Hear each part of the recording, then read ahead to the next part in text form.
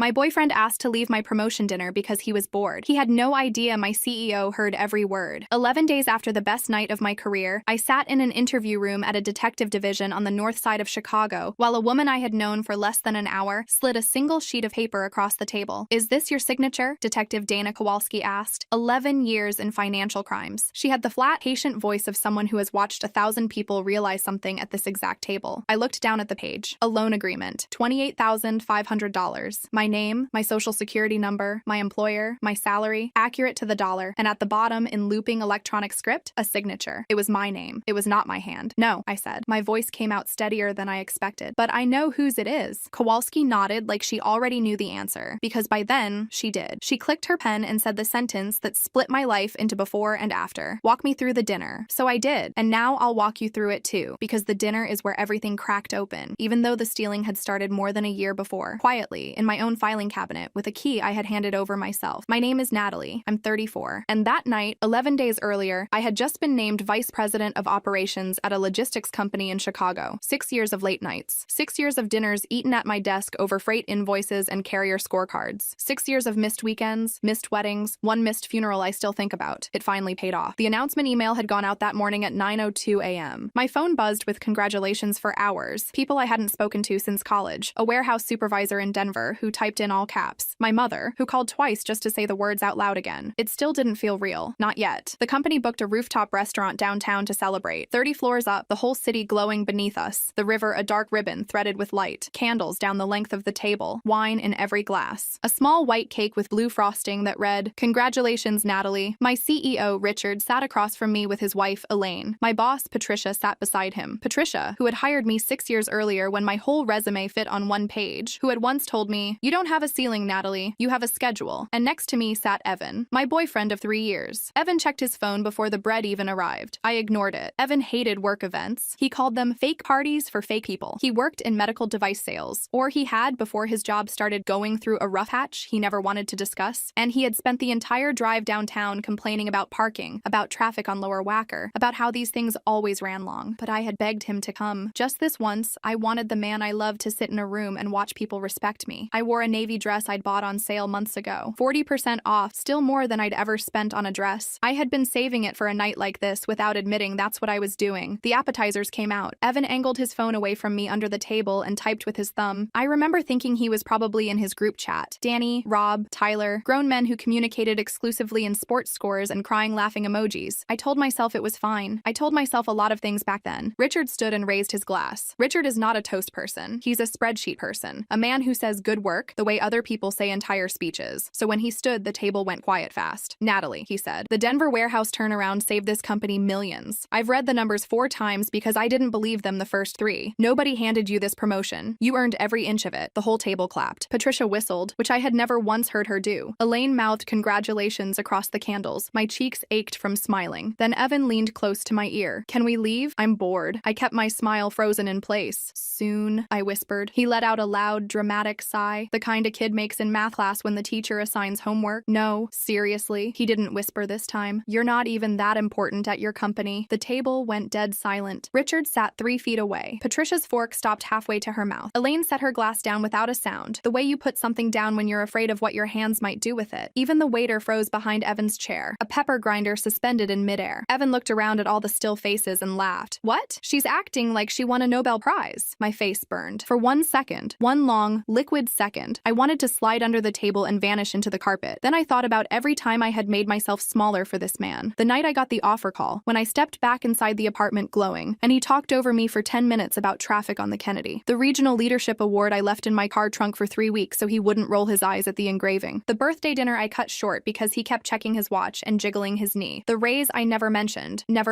a 5-figure raise, because his job was going through a rough patch, and I didn't want him to feel bad. 3 years of shrinking, of folding myself into whatever size fit in the passenger seat of his moods. And he still called me unimportant, out loud, in front of the only people on earth who knew, in dollars and decimals, exactly what I was worth. Something in my chest went cold. Not hot. Cold, steady, quiet. The same feeling I get when a carrier tells me a shipment is basically on schedule, and I already have the GPS data open in front of me. I folded my napkin. I placed it beside my plate. I stood up. "Of course," I said. Evan blinked. "What? You want to leave, so I'm taking you home." I turned to Richard. My voice shook at the edges, but I held it level in the middle, which is the only place it counts. I apologize. I'll be right back. Richard didn't look at me with pity. I want to be very clear about that, because I replayed his face for days afterward. He looked furious, and not at me. Evan grabbed his jacket, smirking like he'd won something. Finally, the elevator ride down was 30 floors of silence. The car ride was worse. You're seriously mad? He said, somewhere around the third red light. It was a joke. I said nothing. God, you're so sensitive now. Ever since this promotion thing, I stared at the road, both hands on the wheel, 10 and 2, my knuckles white. He kept going, because he always kept going. You know I'm proud of you, babe. I just don't need a whole dinner about it. It's a job. I pulled up to his building on Damen and left the engine running. I didn't look at him. He waited for me to argue, to apologize, to smooth it over the way I always smoothed it over, spackling every crack he put in us before anyone could see daylight through. That was how it worked. That was the whole machine. Not tonight. He finally climbed out and slammed the car door hard enough to rock the frame. Call me when you're normal again. I reached for the gear shift. That's when I saw it. A glow on the passenger seat. His phone. It had slipped from his jacket when he stormed out. The phone he'd been glued to all night. I picked it up to bring it to his door. That was genuinely the plan. Walk it to the lobby, hand it to the front desk, drive home, cry in a parking garage where no one could see me. Then the lock screen lit up in my hand. 3 new messages, all from his group chat. The newest one said, "So did you actually do it?" I sat there with the engine running and my heart doing something arrhythmic and stupid. I don't know his passcode. I want that on the record because it matters later. I never asked for it. He never offered it. And standing in that car, I could not have unlocked that phone if my life depended on it. All I could see was what the lock screen chose to show me. Sender, first line, timestamp, the same way anyone sees a phone lighting up on a table. It lit up again. Rob. Bro answer. Again. Danny. You said tonight was the night again. Rob. Did she notice anything? I remember thinking, absurdly, hopefully, a proposal. That's where my brain went first, I swear. Tonight was the night. Did she notice? Maybe the man who had just humiliated me in front of my CEO was planning to propose, and my treacherous heart actually lifted for half a second, which tells you everything about the shape I'd bent myself into over 3 years. Then the phone buzzed one more time, and the lock screen stacked a 4th message on top of the others. Danny, if it funds Friday, I want my $800 back first. Funds. Not happens. Not goes down. Funds. I audit freight contracts for a living. I have spent 6 years of my life reading the specific, bloodless vocabulary of money in motion. Proposals don't fund. Surprises don't fund. Loans fund. My hands went cold from the fingertips inward, like something being switched off circuit by circuit. I took out my own phone and photographed his lock screen. 11:42 p.m., 4 message previews, timestamps visible. I didn't know why yet. Some back of the brain instinct. The same one that makes me screenshot a carrier's promise before they can revise it. Document first, feel later. Then I did exactly what I'd planned to do. I walked into his lobby, handed the phone to Luis at the front desk, said, "Evan Doyle, 1404, he dropped this," and walked out. I texted Evan from my own number. "Your phone is with your doorman." Then I drove home and did not sleep. At 2:47 a.m., I was staring at my bedroom ceiling, running rationalizations like software patches, fantasy football buy-in, a poker debt, some crypto thing with the guys. Danny was owed $800. That was guy money, dumb money, not my money. It funds Friday. It funds Friday. I told myself it was nothing, and I am telling you now that some part of me already knew, because at 3:15 a.m., I got up, opened my laptop, and wrote a single line in a blank spreadsheet, because that is unfortunately who I am. Thing I need to check in the morning. Everything. I started at 7:04 a.m. on Saturday with a cup of coffee I never drank. There's a federal website that lets you pull your credit reports from all 3 bureaus for free. I'd done it maybe twice in my life, out of the vague sense of obligation you feel about flossing. I typed in my social security number with steady hands. The steadiness didn't last. The first report loaded, and I saw a credit card I did not recognize. Cormorant Bank. Opened 14 months ago. Credit limit, $15,000. Current balance, $12,143. I stared at it and did what everyone does. I tried to make it be mine. An old store card, something I'd opened for a discount and forgotten, but I knew my accounts the way I know my own doc schedules. I have one credit card. I've had the same one since I was 26. Then I scrolled down and the second one hit me. Lakeshore Lending. Personal installment loan. Opened in March. Original amount, $28,500. Monthly payment, $612. Status, current. He'd been paying it, minimums, on time, which is its own kind of nauseating diligence. And then at the bottom, under hard inquiries, dated Thursday. The day before my dinner, Lakeshore Lending, new application, pending. I sat back. The room did a slow quarter turn. My coffee had gone cold next to me, and my hands were colder. And I noticed, in a detached, clinical way, that they were shaking. Not trembling, shaking, an actual visible frequency. $40,943 in my name, with a third strike already in the chamber. It funds Friday. I called the fraud number on the Cormorant statement page. 40 minutes of hold music, a piano loop I will hear at my own funeral. When a human finally answered, I learned 3 things in 4 minutes. The mailing address on the account was mine. The phone number was not, a 872 number I'd never seen. The statements were paperless, delivered to an email address that was almost mine. My name, my city. A variation close enough to pass a glance, and wrong enough to never once land in my inbox. And the last login to the account portal had been Thursday at 6:58 p.m. I checked my calendar afterward just to be sure, but I didn't need to. At 6:58 p.m. Thursday, the appetizers had just come out on that rooftop. I had been watching Candlelight, and Richard had been 2 minutes from standing up with his glass, and the man beside me had his phone angled away under the table, checking on the money he was stealing from me at the dinner, celebrating what I'd earned. "Ma'am," the fraud rep said gently, "are you still there?" "Yes," I said. "What do you need from me to open a claim?" "A police report," she said. "A federal identity theft affidavit." I wrote both down in the spreadsheet, in a new column, because the spreadsheet was the only place my hands stopped shaking. Saturday afternoon, I opened my filing cabinet, and that's when it stopped being numbers and became a person. Bottom drawer, green hanging folders, one per tax year, because of horse. The folder for 2 years ago was out of order, filed behind the wrong year. I would never do that. I have never once in my life done that. Inside, my W-2 sat on top instead of underneath the return, and the paper had the faint diagonal light band you get when a page has been through a scanner or photographed flat under a lamp. I stood there holding my own W-2, name, social, employer, wages to the penny, and a memory surfaced with terrible, perfect clarity. March of last year, the Denver turnaround. I was gone 11 days, living out of a Marriott near the warehouse, and Evan had my spare key to water the plants. He'd texted me a photo of my pothos with the caption, "Still alive, unlike me without you." I'd saved that photo. I thought it was sweet. 11 days. My apartment, my files, my mail. Other things started reordering themselves, the way iron filings snapped to a magnet. The hard inquiry I'd noticed on a credit alert last spring. I'd mentioned it out loud, and Evan, without looking up, said, "Probably that furniture financing you looked at." I had looked at furniture financing once for about 9 minutes. It felt plausible. It was designed to feel plausible. And the paper statements I'd stopped receiving, I remembered him praising me for finally going green, and me feeling vaguely virtuous about paperwork I had never actually changed. I told myself there could still be an explanation. That's the last time I told myself that. I called him. He picked up on the second ring, voice already warm and rueful, the apology-adjacent tone he could pour like syrup. "Hey, look, about last night, I know I was an idiot. I'd had 2 drinks before we even—" "Evan," my voice was flat as a loading dock. "Is there anything out there with my name on it that I don't know about?" A pause. A quarter second too short. That's what I keep coming back to. An innocent man stops to wonder what you mean. He didn't wonder. He skipped, like a scratched track, straight to a laugh. "What? Babe? What are you talking about? Who's been in your ear? Patricia? Is this a work people thing now?" Deflection, then blame, then the pivot I could have recited along with him. "You've been different since this promotion, you know that? Paranoid. I'm not doing this over the phone." He hung up on me. He thought he was punishing me. I looked at the phone in my hand, and the cold thing in my chest, the thing that had stood me up at that dinner table, settled all the way in and made itself comfortable. Okay, I thought. Not apologies then. Professionals. Sunday morning, the last brick landed on its own, from a direction I didn't expect. An Instagram message request from Danny Kessler, Evan's best friend since college. Danny of the $800. We'd met maybe a dozen times. He'd always struck me as the least awful of the group chat, which is the faintest praise in the English language. Danny.Kessler. "Hey, Natalie. Random, but has Evan squared up with you yet? He said the money you lent him was clearing soon, and honestly, some of us are waiting on him too, lol." The money I lent him. I read it 4 times, then I understood, and understanding felt like an elevator with the cable cut. Evan hadn't just stolen from me. He'd built a story about it. In his world, the group chat world, the world where he was still a guy with a plan, I was the generous girlfriend floating him loans for some business thing, and the only problem was cash flow. My money had been laundered into a fiction where he was borrowing it with my blessing. I wrote back with my pulse in my ears, "Danny, I never lent Evan anything. Can you call me?" 3 dots. The dots stopped. 3 dots again. Danny Kessler. "Oh, I don't want to get in the middle of you guys." And then nothing. He didn't block me. He just went quiet, the way people do when they realize the floor they've been standing on is a trapdoor. But before he vanished, he'd already told me 2 things without meaning to. The group chat knew there was money, and there was a version of events being maintained for an audience. One more thing came out of that exchange, hours later, when I was rereading it for the 10th time. Danny had written further up, before he got nervous. "He's been weird since he got laid off. Don't take it personal. Laid off." Evan had been getting dressed and leaving for work every weekday. Sales calls he complained about. A regional manager he did impressions of. A rough patch, he called it. According to Danny's timestamp math, the rough patch was that the job had ended in February. 5 months of costume. 5 months of a man kissing me goodbye and driving off to nowhere. I laughed, alone in my kitchen, one short, wrong-sounding syllable, and then I opened the spreadsheet and added a tab. Monday, 8:12 a.m., I walked into Patricia's office and said I needed 2 hours for a personal legal matter. I kept my voice level. I'd rehearsed it in the elevator. Patricia looked at me for a long moment over her glasses. Patricia has run operations teams for a lot of years. She can smell a crisis through drywall. "Take the morning," she said. Then, as I turned, "Natalie, Friday night." Richard heard every word. Every word. She let that sit. "Nobody at that table will ever think less of you. Remember that if you start doubting your footing this week." I nodded because I didn't trust my voice, and I thought, you have no idea how many words there were. By Wednesday, everyone at that table would. Through the company's outside counsel, I got a same Same day referral to Marcus Osei, 15 years in consumer fraud litigation, several of them at the Illinois Attorney General's Consumer Protection Bureau before he went private. His office was small and fanatically organized. He listened to the whole thing without interrupting, hands folded, and when I finished, he said the single most clarifying sentence anyone said to me that month. Ms. Carter, stop thinking of this as a breakup. This is financial identity theft, and in Illinois, at these amounts, it's a Class 2 felony. He laid it out like a route map. Under the Illinois statute, 720 ILCS 5-1630, he wrote it on a legal pad facing me. Knowingly using another person's identifying information to obtain credit is identity theft, and once the total crosses $10,000, the class of felony climbs with it. The electronic signature on the Lakeshore loan was a separate problem for Evan. Forgery. Each application is its own act, Marcus said. He didn't make one mistake. He made a series of decisions, months apart. Then he gave me my task list, and God help me, a task list was the kindest thing anyone could have handed me. Freeze my credit at all 3 bureaus. That afternoon, not tomorrow. File the federal identity theft affidavit at the FTC's website and print the report. File a police report and get the report number, because every bank fraud department in America runs on that number. Change every password from a device Evan had never touched. Keep the photos of the lock screen. You photographed your own view of a phone lit up in your own car. That's fine, and we may never even need it. But understand where the real case lived. The evidence isn't on his phone, Marcus said. That's what people get wrong from the movies. The evidence is in 5 databases he can't delete. Application logs, IP addresses, device fingerprints, bank records, payment history. Lakeshore knows exactly what machine those applications came from, down to the browser version. We just have to make the right people ask. And one more thing, he said as I stood. Do not confront him. Do not warn him. Every text you send him right now is a rock he can hide under later. Silence is your best exhibit. Tuesday morning, I sat across from Detective Dana Kowalski at the Financial Crimes Unit, and I handed her a binder. I want to be honest about the binder. It had tabs, timeline, accounts, inquiries, the FTC affidavit, the photographs, a 1-page summary on top, because every document I've ever produced has a 1-page summary on top. I am aware of what I am. Kowalski flipped through it slowly. 11 years working fraud, she told me later, and most cases arrive as a shoebox of grief and guesswork. Half my cases die from bad documentation, she said, tapping the timeline. You brought me a closing package. She looked up. Operations, huh? Vice President, I said, and for the first time since the rooftop, the title fit in my mouth. She took my statement for 2 hours. She was careful in a way that steadied me. Dates pinned down, amounts to the dollar, the plant watering key, the scanner banded W-2, the 6:58 p.m. portal login. She gave me a report number. She sent preservation requests to Cormorant and Lakeshore that afternoon and subpoenas after that. And on Wednesday, Lakeshore's fraud operations department called me back. Priya Raman, 9 years in fraud investigations, with the crisp calm of someone who diffuses this specific bomb daily. Ms. Carter, I've located the pending application, she said. Submitted Thursday at 4:31 p.m., $15,000. It's in conditional approval. A pause, the sound of a page. Disbursement is scheduled for Friday, to a checking account ending in 8841. I'm assuming that account isn't yours. No, I said. Thursday, 4:31 p.m. He'd applied for the 3rd loan, in my name, 3 hours before he sat down at my promotion dinner and asked if we could leave because he was bored. Then we have until Friday, Priya said, and I need you to do everything exactly in order. Thursday is the day it all tried to happen at once. If the first week was cold water rising, Thursday was the wave. At 4:47 p.m., Lakeshore's verification team placed a callback to the phone number listed on my account, the 872 number. Evan's number, a free internet line he'd attached to my name 14 months ago. Standard procedure. Priya had warned me it might fire before the flags finished propagating, which means at 4:47 p.m., Evan learned the bank was asking questions. At 5:04 p.m., my phone lit up. Evan, why is the bank calling me apt you? The pronouns in that sentence did a lot of confessing. I didn't answer. Marcus's voice in my head. Silence is your best exhibit. By midnight, there were 43 texts, and I watched them arrive like weather. First the charm front, babe call me. This is a misunderstanding. I can explain everything in person. Then the blame system moving in. This is about dinner, isn't it? You're blowing up our whole life over one comment. Patricia got in your head. Then, at 9:38 p.m., the one I screenshotted with my heart slamming, the one Kowalski would later read out loud in a flat voice just to hear it in the air. I was going to fix it before you ever knew. That was always the plan. That has to count for something. Fix it. Before I ever knew. In writing. At 10:20 p.m., his mother called me. Sandra. A kind woman, genuinely. She once drove 40 minutes to bring me soup when I had the flu, and I have to carry that alongside everything else. She was crying before I said hello. Natalie, honey, please. He told me everything. It was stupid. It was so stupid. But he panicked when he lost his job. You know he'd never hurt you. A breath. I have $15,000 in savings. I can get it to you tomorrow and he'll sign anything, a payment plan, whatever your lawyer wants. Please don't do the police thing. A record ends his life, honey. You loved him. I know you still. Sandra, I said, and stopped, because for a second the two roads were both right there and both real. Here is the choice. Laid out the way I laid it out for myself at 3:12 a.m. that night. 2 columns in a notebook because my laptop felt too far away. Take the money quietly, and the man I'd loved for 3 years walks away with a lesson and a payment plan, and his mother keeps her savings, and I never have to sit in a courtroom, and it is over fast. Or file everything, lose all control of the outcome. Marcus had been unambiguous. Once the state picks it up, it's the people versus Evan, not you versus Evan, and the restitution comes slower. And Sandra cries at a sentencing hearing, and a felony follows him into every apartment application and background check for the rest of his life. Column 1 was labeled what he took. Column 2 was labeled what he takes next, because the second application wasn't a panic. The third one wasn't a panic. 14 months, minimum payments made on time, a maintained email address, a maintained phone line, a maintained story for the group chat, a maintained girlfriend. This wasn't a man who fell. This was a man with a system, and systems run until something stops them. I stopped failing systems for a living, for a time, and under the pressure of all of it, a bank deadline, a ringing phone, a crying mother, my body did its stupid, honest things. Ears rang, fingertips cold, coffee shivering in the cup like a seismograph. My first leadership offsite as VP started at 8 a.m. Friday. The life I'd earned and the life he'd forged were due at the same hour. At 7:41 Friday morning, from my parking garage, I called Priya Rahman. Deny the application. Flag every account. Do not pause anything on my behalf. Then I called Kowalski's line and left a supplemental statement. The 43 texts, the 938 confession, Sandra's offer, my answer. Then I texted Sandra one sentence. I'm sorry, but this is in the state's hands now. Turned my phone face down, rode the elevator up, and ran a breakout session on carrier consolidation like my hands weren't cold. At 4:51 p.m., between sessions, Priya's email landed. Application declined and flagged as fraudulent. Accounts escalated. Law enforcement request acknowledged. I read it twice in a hallway, put the phone away, and walked back into the room. Across the conference table, Richard caught my eye and gave me a small nod. About the session, I told myself. But he held it half a second long, and I've never quite decided. The case built itself the way Marcus promised it would, out of databases, not drama. The subpoena returns came back over the following weeks, and Kowalski walked me through them at that table on the north side, which is where this story started. All 3 applications, the Cormorant card, the March loan, the Friday time bomb, traced to the same 2 places, an IP address registered to the internet service at Evan's apartment on Damen, and a mobile device on his cellular account. The customer phone number on file was an internet line created 3 days before the first application, from his email. The Almost Mine email address had a recovery number, his, down to the browser version, Kowalski said, and slid the loan agreement across the table. Is this your signature? No, I said, but I know whose it is. Then there was Danny. Faced with a detective's phone call, Danny Kessler discovered a spine on layaway and came in voluntarily with his phone. The group chat, it turned out, had receipts going back to February. The one Kowalski read into the record during her follow-up with me, dated 10 days before the first Lakeshore loan, in Evan's own bubbles. Relax. She makes VP money now anyway. She won't even notice. She makes VP money. She won't even notice. I did not cry in front of Detective Kowalski. I cried in my car for 11 minutes, and then I drove back to work and approved a carrier contract, because both things get to be true. 6 weeks after the dinner, Kowalski called me at my desk. We picked him up this morning. He surrendered at the door. No scene. I appreciated that she knew I'd want to know there was no scene. Evan was charged with financial identity theft over $10,000, a Class 2 felony, because the aggregate had crossed the line with room to spare, and 2 counts of forgery. At the bond hearing, a no-contact order was set as a condition. The 43 texts stopped being weather. They became Exhibit C. The assistant state's attorney assigned to it, Carla Mendez, 8 years in the financial crimes unit, called me before every hearing whether anything had changed or not, which I will remember about her forever. In the end, there was no trial. There usually isn't. 8 months after the rooftop, Evan stood up in a courtroom at 26th and California in a suit his mother had pressed and said the word guilty to the identity theft count in exchange for the forgery counts being dismissed. 30 months of felony probation, restitution of $42,180, the balances, the interest, the fees, every dollar the fraud examiners could tie to him, on a court-ordered schedule, a condition barring him from opening any new credit account without his probation officer's sign-off, and the part no schedule touches, a permanent felony record in the exact industry, sales, background checks, hospital credentialing, where a record is a locked door. I gave a victim impact statement. Marcus offered to write it. I wrote it myself. It was 4 sentences. I said that the money was recoverable, and the credit was repairable, and that what he actually stole was 3 years of a version of me that made itself smaller so he could feel bigger. I said, he told a table full of people that I wasn't that important at my company. He was betting $42,000 that I'd never check the math. Evan looked smaller than I remembered. Not broken. I don't need you to believe he was broken, because he wasn't. He was embarrassed, which for a man like Evan may be the deeper wound. On his side of the gallery sat exactly one person, Sandra, who did not look at me, and whom I do not blame for that. The group chat was not in attendance. Danny, I'm told, had left it months before, the first rat off a ship he'd helped keep afloat. The cleanup on my side was its own quiet war. Dispute letters, notarized affidavits, the federal report attached to everything in triplicate. Under the Fair Credit Reporting Act, every fraudulent account was blocked and removed. My liability landed at 0, and by spring, my credit score had climbed back into the 740s like nothing had happened. Something had happened. I logged 61 hours of my life on the cleanup. Of course I logged them. You know who I am by now. 1 year after that dinner, almost to the week, the company booked the same rooftop for the annual leadership event. 30 floors up, the river doing its dark glittering thing, candles down the table. I wore the navy dress. That was a decision I made standing in my closet for 10 minutes, and I'm glad I made it. It's a good dress. He doesn't get to keep it. The restitution arrives monthly, $175 at a time, pulled by the county and forwarded like clockwork. At that rate, he'll be paying me until he's 55. I've stopped doing that math, mostly. Every Sunday morning, I still pull my accounts and read every line with my coffee. That's the scar, I think. Small and permanent, and honestly not the worst thing to carry for someone in my line of work. At dinner, Richard stood and toasted the whole operations team. That's who he is. It was never going to be about one person twice. But afterward, by the rail, with the city humming below us, he stopped next to me. You know I heard every word last year, he said. I want to tell you what I actually remember. It isn't his sentence. Nobody remembers his sentence. He looked out at the skyline. It's yours. You want to leave? So I'm taking you home. 20 years from now, when someone asks me why you run half this company, I'm telling them that story. I laughed, and it came out the right shape this time. Evan thought that dinner was about a job title. It was never about the title. It was about a room full of people who knew to the decimal exactly what I was worth, and one man 3 feet from the CEO, betting $42,000 that I'd never do the math. I do math for a living. He should have stayed for the cake.